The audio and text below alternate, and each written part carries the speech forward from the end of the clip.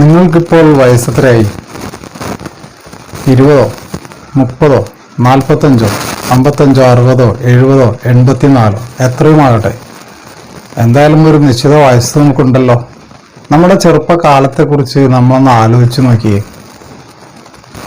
നമ്മൾക്ക് നമ്മളെ കാണാൻ നല്ല ഭംഗിയുണ്ടായിരുന്നു, നല്ല ചുറുചുറുക്കോടെ നമ്മൾ സംസാരിച്ചിരുന്നു, നല്ല ഓർമ്മശക്തി ഉണ്ടായിരുന്നു, എന്തിനേയും നമ്മൾ നിഷേധിച്ചിരുന്നു.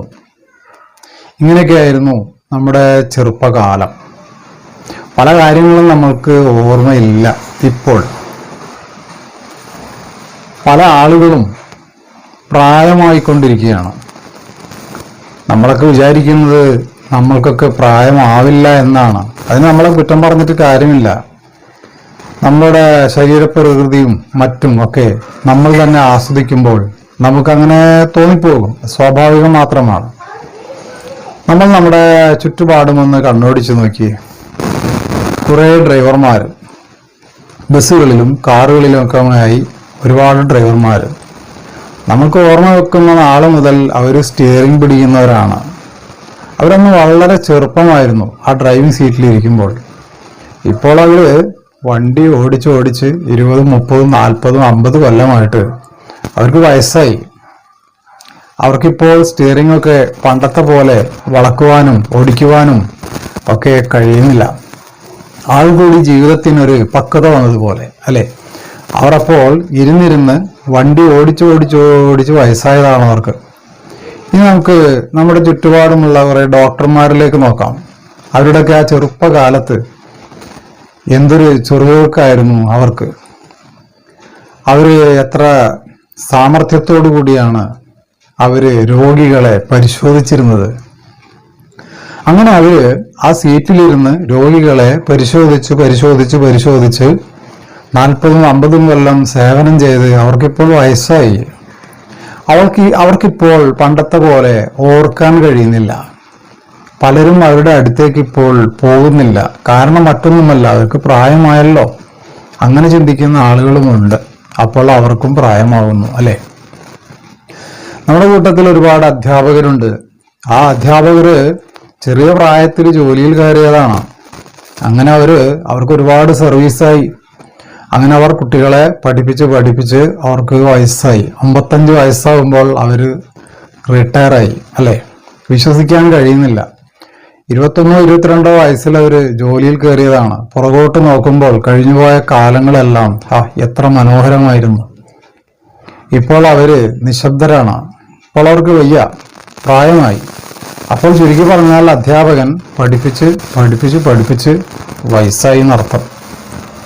നമ്മൾ കണ്ടിട്ടില്ലേ, പല കടകളിലും ക്യാഷിലിരിക്കുന്നില്ലേ പല ആളുകളും. അവരൊക്കെ അന്ന് ചുറുചുറുക്കോടെ ബിസിനസ് ചെയ്തിരുന്ന ആളുകളാ. നല്ല ഓർമ്മശക്തിയായിരുന്നു അവർക്ക്.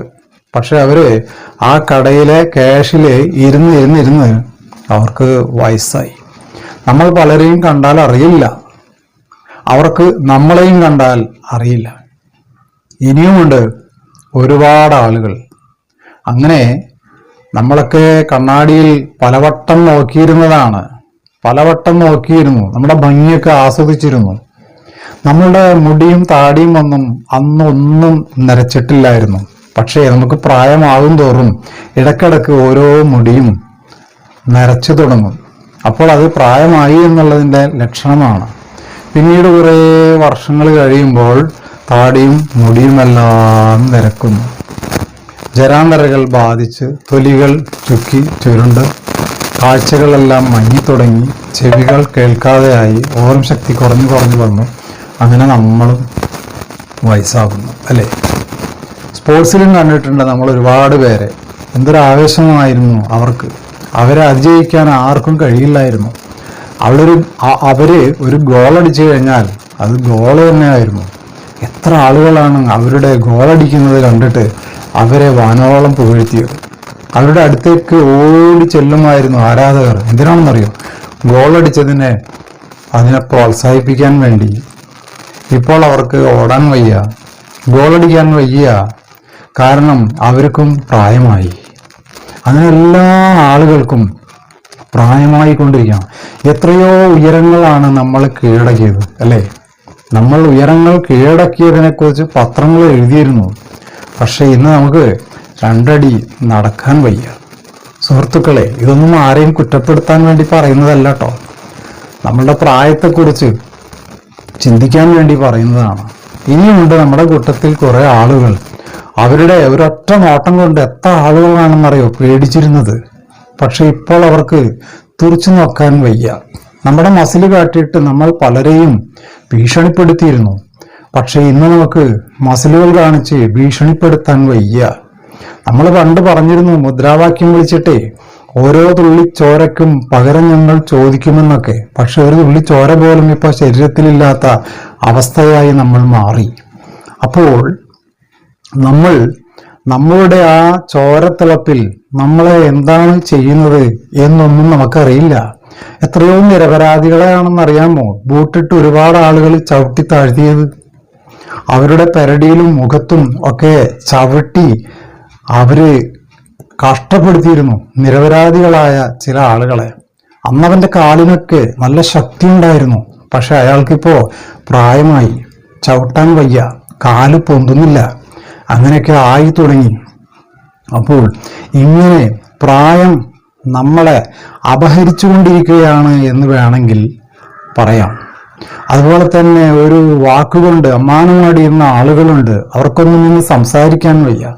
മനോഹരമായി പാട്ടുപാടിയിരുന്ന ആളുകളുണ്ട്, എന്തൊരു മനോഹരമായിരുന്നു, വശ്യതയായിരുന്നു അവരുടെ പാട്ടിന്. പക്ഷെ അവർക്കിപ്പോൾ പാടാൻ വയ്യ. കാരണം എന്താ? അവർക്ക് വയസ്സായി.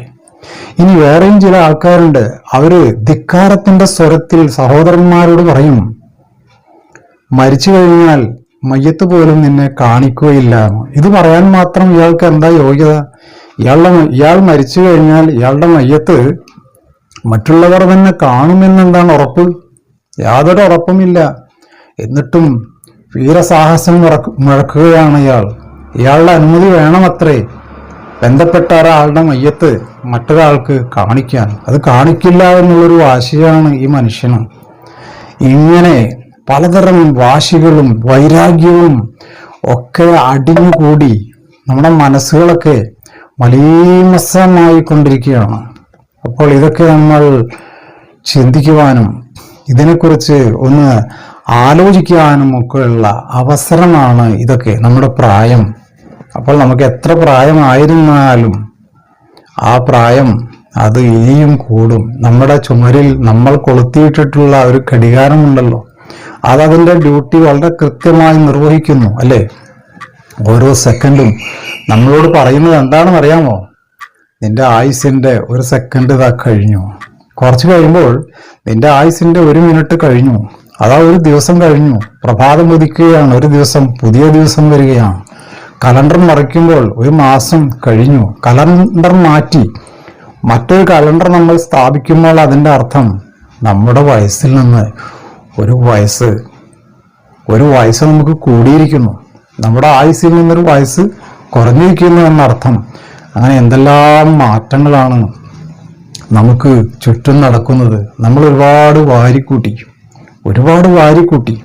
ഒരുപാട് സമ്പാദിച്ചു, ഒരുപാട് ഫ്ലാറ്റുകളും ഒക്കെ പണിതു.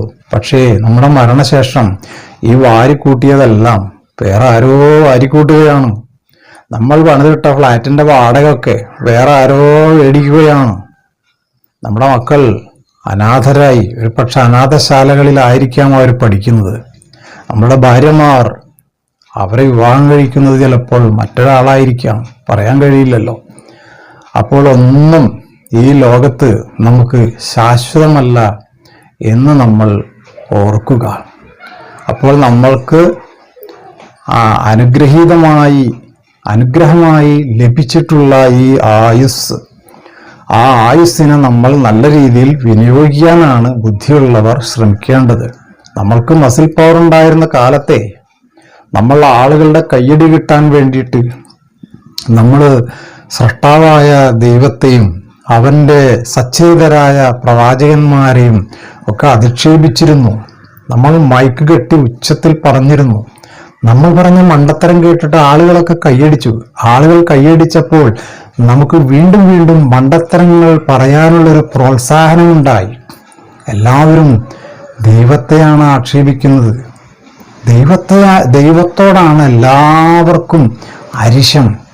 സുഹൃത്തുക്കളെയോ ഒന്ന് ആലോചിച്ച് നോക്കിയേ. നമ്മളൊന്നുമല്ലാത്തൊരു അവസ്ഥയിൽ നിന്ന് നമ്മളെ ഇതുപോലെയൊക്കെ വളർത്തി, നമ്മോട് അനുവാദം ചോദിക്കാതെ തന്നെ നമുക്ക് വേണ്ട ആഹാരം നൽകി, നമുക്ക് ശ്വസിക്കുവാനുള്ള പ്രാണവായു നൽകി നമ്മളെ വളർത്തിയ ആ ദൈവത്തോട് എന്തിനാണ് നാം ഇത്ര ശത്രുത പുലർത്തുന്നത്?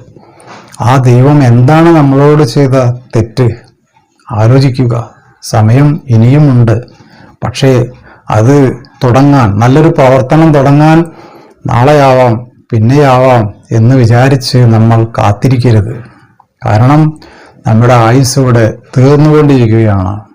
അതുകൊണ്ട് നമ്മുടെ ആയുസ്സിനെ പറ്റി, പ്രായത്തെക്കുറിച്ച് ആലോചിക്കുക.